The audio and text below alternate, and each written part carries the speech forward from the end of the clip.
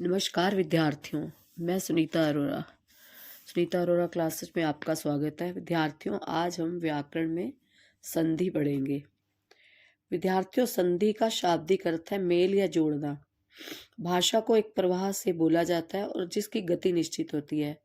भाषा का प्रयोग यदि रुक रुक कर किया जाता है तो उसकी सुंदरता और गंभीरता नष्ट हो जाती है और हमें समझने में भी कठिनाई होती है।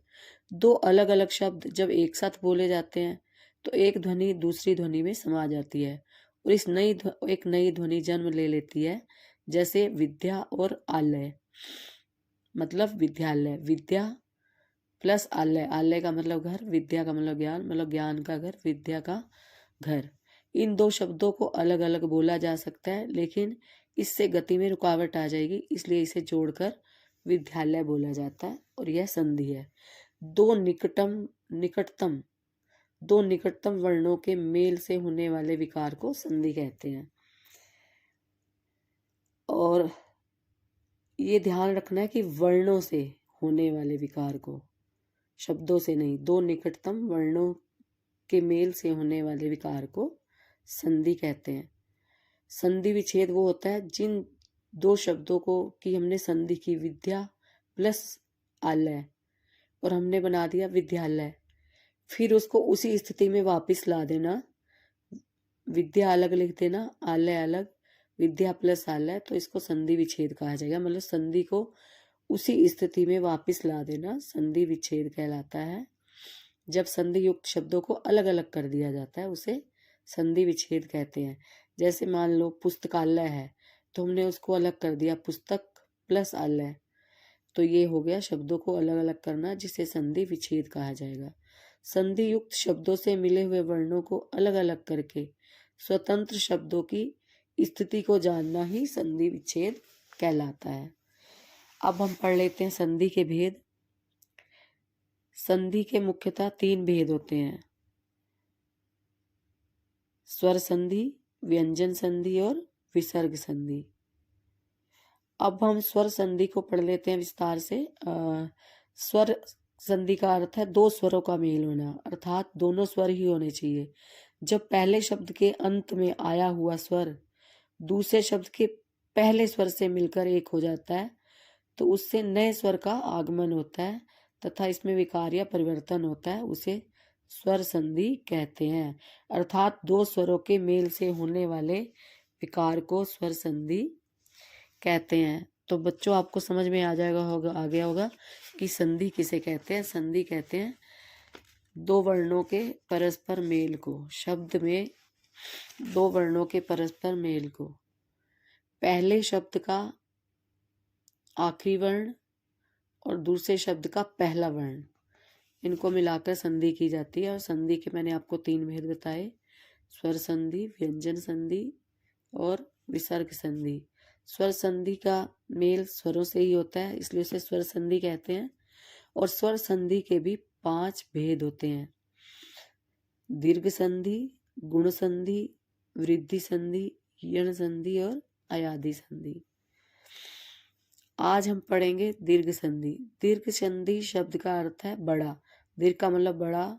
संधि करते समय जब ह्रस्व यानी छोटा और दीर्घ बड़ा ओ ई उ ह्रस्व स्वर जो होते हैं वो आ जाए सामने और दीर्घ आ ई उ आए तो दीर्घ स्वर में ही परिवर्तित हो जाते हैं। अ प्लस ओ बराबर आ, ओ प्लस आ बराबर आ प्लस ओ बराबर अ, मतलब जो भी वर्ण आए दीर्घ या ह्रस्व दोनों को मिलाकर दीर्घ ही हो जाता है। ई प्लस ई बराबर ई, चाहे छोटी ई आए चाहे बड़ी ई आए, मतलब बड़ी ही हो जाएगी। चाहे छोटा हुआ है चाहे बड़ा हुआ है, बड़ा ही हो जाएगा। जैसे हमने बोला देह प्लस अंत, तो देह आ है, जो इसका देह का लास्ट वर्ण है ओ आएगा, और अंत का भी लास्ट ओ है, मतलब ह्रस्व है, दोनों ह्रस्व है तो दोनों को मिला के हो जाएगा देहांत।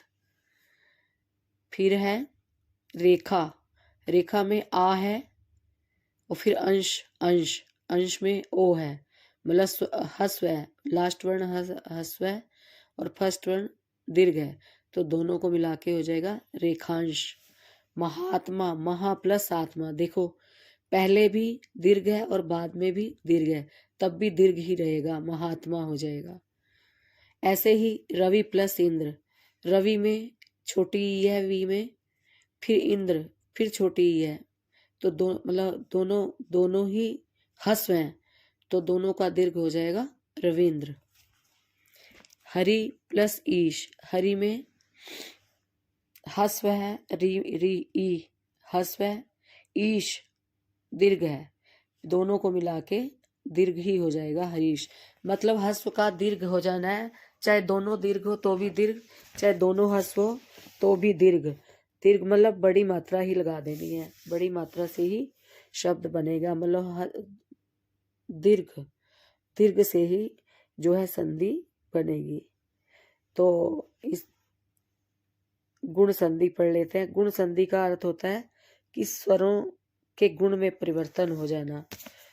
जब आ या आ के बाद हस्व या दीर्घ ई उ या ऋषि आ जाते हैं, तो दोनों स्वर मिलकर क्रमशः ए ओ और अर में बदल जाते हैं। अर्थात अ या आ के बाद ई आए तो ए, उ आए तो ओ और ऋषि आए तो अर हो जाता है। आ प्लस ई बराबर ए हो जाता है, ओ प्लस ई बराबर ए हो जाता है, मतलब और आ प्लस ई बराबर ए हो जाता है, आ प्लस ई बराबर ए हो जाता है, फिर अ प्लस ओ हो जाता है, आ प्लस ओ हो जाता है, और अ प्लस ऋषि अर हो जाता है। तो क्या हो जाएगा, सुर प्लस इंद्र। यहाँ देखिए ओ आया है, हस्व स्वर है, फिर ई आई है, हस्व स्वर है, इन दोनों को मिलाकर ए हो जाएगा सुरेंद्र। फिर है परम ईश्वर, तो इसमें क्या है, ओ है फिर बड़ी ई है, दोनों को मिला के ए हो गया परमेश्वर। फिर है राजा प्लस इंद्र, राजा में आ है दीर्घ है, ई हस्व है, दोनों को मिला के हो गया राजेंद्र। राजा प्लस इंद्र राजेंद्र। रमा प्लस ईश रमेश। भाग्य प्लस उदय भाग्योदय। तो ये आपको गुण संधि समझ में आ गई होगी। अब हम पढ़ लेते हैं वृद्धि संधि। वृद्धि स्वर दो कहे गए हैं, ए और औ, मतलब ऐनक और औरत। अ और आ के बाद यदि ए और ऐ स्वर आने लगे तो दोनों के मेल से ओ ए हो जाएगा। वृद्धि स्वर दो कहे गए हैं, ए और औ। आ और आ के बाद ए मतलब ऐनक या एड़ी आ जाए तो दोनों को मिला के ऐनक ही हो जाएगा। और ओ और औ मतलब औरत और ओखली आए तो दोनों को मिला के औरत ही हो जाएगा। तो ए प्लस ए बराबर ए, आ प्लस ए बराबर ए, आ प्लस ए बराबर ए, और आ प्लस ए बराबर ए। तो मम प्लस एव ममईव, मत प्लस ऐक्य मतैक्य, सदा प्लस एव सदैव, और महा प्लस ऐश्वर्य महेश्वर्य। तो ये आपको समझ में आ गया होगा कि हमेशा चाहे ए अ से अनार या आ से आम के बाद ए आए या मतलब एड़ी आए या ऐनक आए तो ऐनक ही हो जाएगा। और ओ मतलब ओखली या औरत हो तो औरत ही रहेगा। मतलब इनको भी एक तरह से मतलब दीर्घ ही कर देना है। मतलब ऐनक होगा या एड़ी होगा तब भी ऐनक ही हो जाएगा। औरत हो ओखली होगा औरत होगा तो औरत ही हो जाएगा। तो इनका जो है दीर्घ स्वर ही लगेगा दोनों में। मम प्लस एव ममईव, मत प्लस ऐक्य मतैक्य, सदा प्लस एव सदैव, महा प्लस ऐश्वर्य महेश्वर्य। तो जल प्लस ओग जलोग, वन प्लस औषध वनौषध, गंगा प्लस ओग गंगोग। तो आप जो है समझ गए होंगे।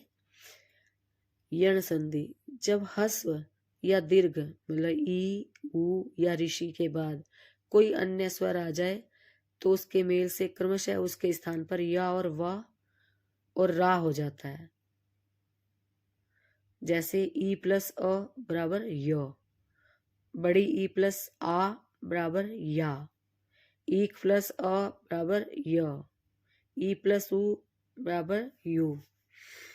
तो यदि प्लस अपि यद्यपि, नदी प्लस आगम नद्यागम, सखी प्लस आगमन सख्यागमन, देवी प्लस अर्पण देव्यर्पण, दासी प्लस अपराध दास्य अपराध, अभि प्लस उदय अभ्युदय।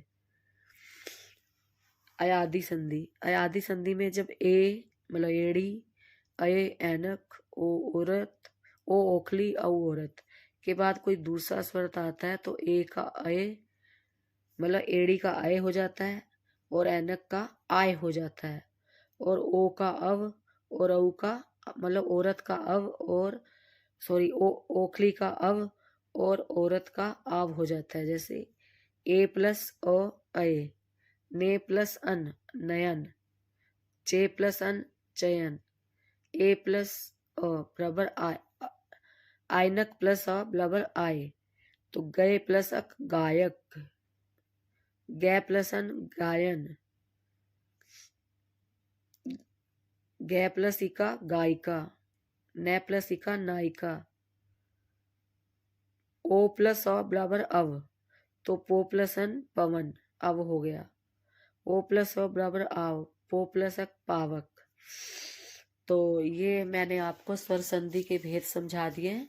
एक बार इसको रिवाइज कर लेते हैं। दो वर्णों के परस्पर निकटम वर्णों के मेल को संधि कहते हैं। दो निकटतम वर्णों के मेल से होने वाले विकार को संधि कहते हैं। और संधि युक्त शब्दों से मिले हुए वर्णों को अलग अलग करके स्वतंत्र शब्दों की स्थिति को जानना संधि विच्छेद कहलाता है। संधि के 3 भेद होते हैं, स्वर संधि, व्यंजन संधि, विसर्ग संधि। स्वर संधि, दो स्वरों के मेल से होने वाले विकार को स्वर संधि कहते हैं। और स्वर संधि के 5 भेद होते हैं, दीर्घ संधि, गुण संधि, वृद्धि संधि, यण संधि, अयादि संधि। आशा करती हूँ विद्यार्थियों आपको समझ में आ गया होगा। और अगली वीडियो में आपको व्यंजन संधि और विसर्ग संधि समझाई जाएगी।